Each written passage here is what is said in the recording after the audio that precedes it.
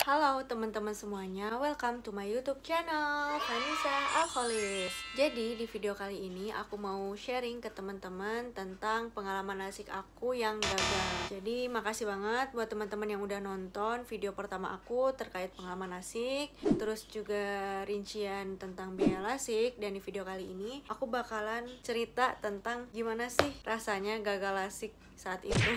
Jadi kenapa sih aku bisa gagal? Itu emang pure salah aku sendiri karena aku panik. Jadi yang pertama itu kalau bisa, kalau teman-teman mau lasik jangan panik, oke? Jadi karena aku panik, waktu pas mesinnya itu udah bergerak ke depan mata aku, dan yang dioperasi itu yang pertama kali mata kanan dulu, baru mata kiri. Jadi waktu pas aku mata kanan udah mau mulai alatnya, itu aku panik banget, nggak tahu kenapa. Jadi ya qadarullah juga ya, mungkin sudah takdir juga, aku nggak tahu.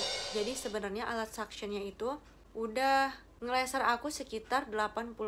Jadi kayak tinggal 20% lagi apa 8 detik lagi gitu ya. Kalau misalnya mata aku lurus itu bisa sempurna gitu. Tapi ternyata di detik-detik terakhir mata aku itu yang seharusnya lurus malah bergulir sendiri gitu ke dalam. Harusnya kan lurus ya, jadi kayak kesini gitu. Dan itu menyebabkan gagalnya lasik aku. Dan itu emang nggak bisa ditolerir lagi, nggak bisa dilanjutin lagi.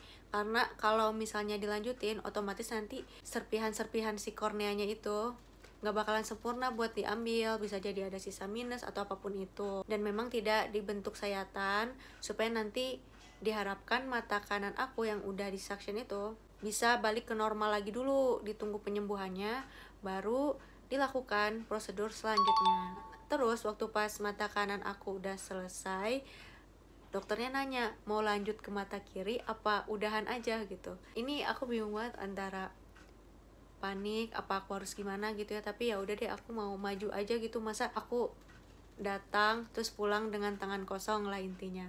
Masa mata aku kayak masih 6 minus 6 dua-duanya. Ya udah, aku memberanikan diri supaya mata kiri aku nggak boleh gagal. Akhirnya mata kiri aku dilakukan lasik yang relax smile, dan alhamdulillah mata kiri aku tuh cuma sebentar doang. Dan ternyata kesalahannya itu mata kanan aku ini sulit fokus gitu.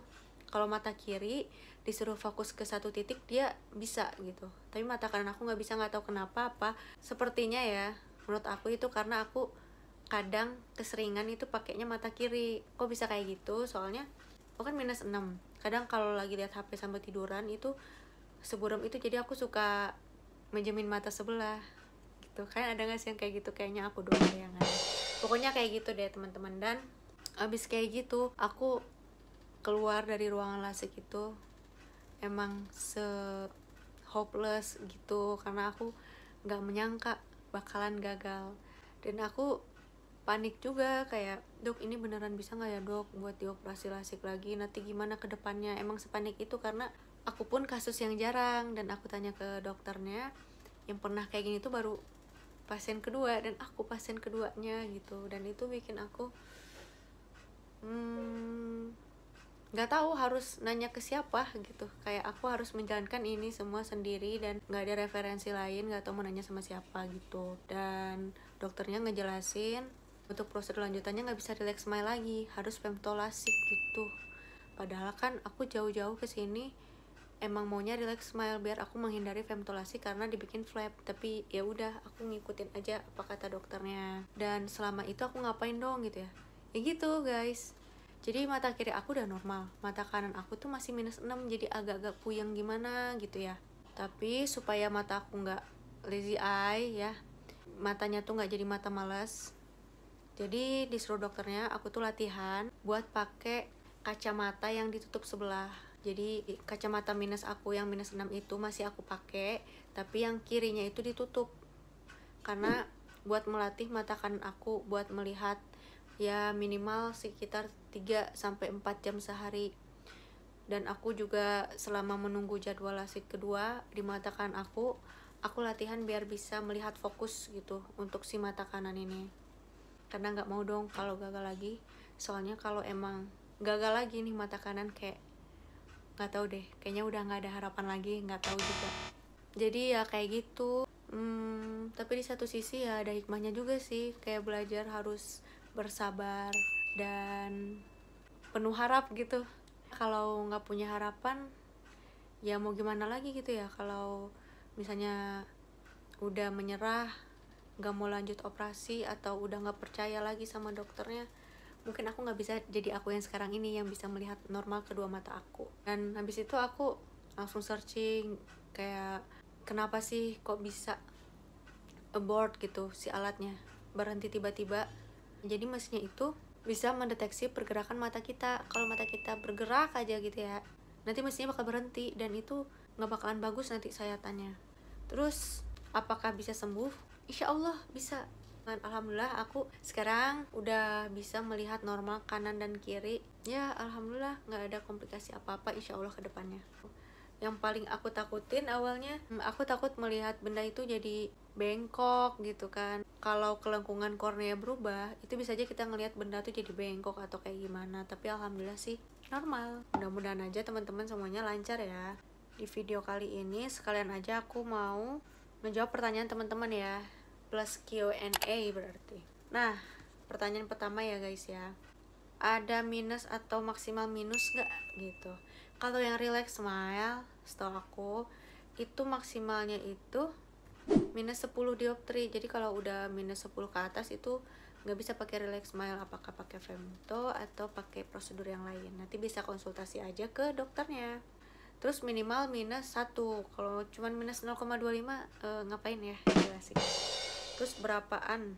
Apakah biayanya tergantung minus? Kalau berapaan udah aku jelasin di video sebelumnya. Dan apakah biayanya itu tergantung minus? Tidak teman-teman. Mau minus 9, mau minus 1, itu harganya sama. Jadi tidak ada membeda-bedakan harga LASIK dengan minus yang kamu punya. Terus rasanya sakit nggak? Tergantung dari pribadi masing-masing. Kalau pas screeningnya itu normal, kadar air matanya normal, insya Allah nggak sakit. Kayak ada yang memanipulasi mata aja gitu, tapi nggak ada sakit sama sekali kalau aku ya. Terus berapa hari nggak boleh ngelihat? Nggak ada teman-teman. Jadi habis operasi LASIK ini langsung boleh ngelihat, tapi pas di hari H ya emang harus istirahat aja dulu, tidur. Pas besoknya udah boleh ngelihat, tapi kalau gadget ya emang masih dikurangi. Udah harus ngelihat malah, karena supaya menyesuaikan dan beradaptasi dengan kontras-kontras yang ada di dunia ini gitu. Aku minus berapa sebelumnya? Aku minus 6 sama silinder 0,75 gitu. Oh ya, LASIK ini bisa minus dan silinder juga ya, nggak minus aja. Terus proses awal LASIK sampai penyembuhan berapa lama? Jadi abis LASIK itu sekitar 3-5 jam. Yang awalnya kayak burung-burung berkabut gitu udah mulai jelas. Keesokan harinya udah makin jelas, jadi semakin hari semakin jelas kayak gitu.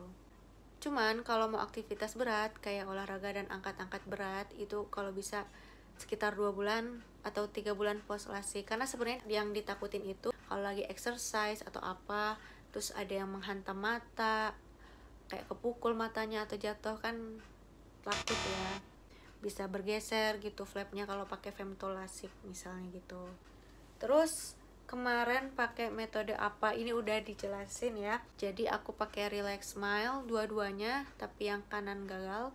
Jadi yang kiri yang sukses relax smile, terus yang kanan itu femto LASIK. Jadi sebenarnya aku udah ngerasain kedua-duanya, relax smile dan femto LASIK, kedua-duanya cukup sama aja kok teman-teman, sama aja hasilnya. Jadi sesuai budget aja. Kalau teman-teman budgetnya mau yang lebih murah, femto LASIK juga gak apa-apa. Terus pakai kacamata Batman berapa hari? Waktu pas semalam sesudah LASIK, habis itu minggu selanjutnya semingguan itu dipakai pas tidur dan waktu ke kamar mandi biar nggak kena percikan air. Pas kontrol ngapain aja? Pas kontrol itu diperiksa lagi visusnya, minusnya apakah berkurang, apa ada sisa minus, dicek lagi tekanan bola mata, konsultasi lagi sama dokternya, dan dokternya juga ngecek mata kita pakai alat mikroskop slit lamp gitu, jadi bisa melihat mata kita dengan versi yang lebih besar gitu, jadi bisa lebih jelas, benar-benar bersih penglihatan.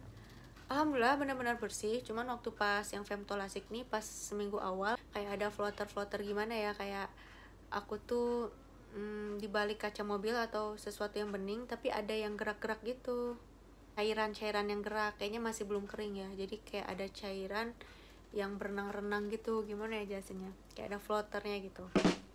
Terus syaratnya apa aja dan siapa aja yang nggak bisa LASIK. Jadi syaratnya yang pertama, minusnya itu harus stabil. Jadi nggak kayak bulan ini 2, bulan depan pasti cek udah 3, enggak gitu. Kalau aku sih udah stabil. Kenapa? Karena minus aku tuh dari tahun 2019 ya sekitar segitu-segitu aja, jadi naiknya tuh nggak signifikan. Beda kayak waktu pas aku kecil, itu bisa aja setiap 2 bulan nambah setengah kali ya. Jadi kayak setahun itu udah nambah 2 minus aku atau 1. Cepet banget sih waktu pas aku bocil. Sekarang udah stabil gitu. Biasanya kalau udah besar, usia 17 tahun ke atas itu udah stabil minusnya. Terus yang kedua, tidak sedang hamil dan tidak menyusui. Itu juga kalau lagi hamil dan menyusui itu nggak bisa dilasik dulu. Terus tidak diabetes, jadi orang diabetes nggak bisa dilasik. Habis itu tidak ada infeksi mata. Oke, jadi teman-teman yang masih sering pakai softland harus hati-hati, jaga kebersihan, karena kalau sampai infeksi matanya yang ada nggak bisa sama sekali dilasik, ya begitu. Terus nggak bisa juga pakai softland dong nanti kalau infeksi. Jadi ya hati-hati ya. Terus kalau jarak dari pakai softland itu 2 minggu, kalau hard lens itu 3 minggu. Habis itu korneanya itu tipis. Nah, nanti pokoknya ada syaratnya. Nanti yang pas di bagian screening bakalan tahu. Kalau korneanya itu terlalu tipis, tidak sesuai standar, itu juga tidak bisa dilasik. Oke, semoga teman-teman yang nonton video ini itu bisa lulus screening ya, dapat golden ticket dan bisa dilasik. Terus, ini lasik di cover BPJS atau enggak? Enggak ya teman-teman. Jadi lasik itu nggak di cover BPJS. Kalau di cover BPJS bakalan rame banget kayaknya. Aku kalau daftar bisa jadi dapet tahun depan kali ya. Betapa banyak orang yang minus teman-teman. Yang di cover BPJS itu cuman kacamata aja. Menakutkan enggak?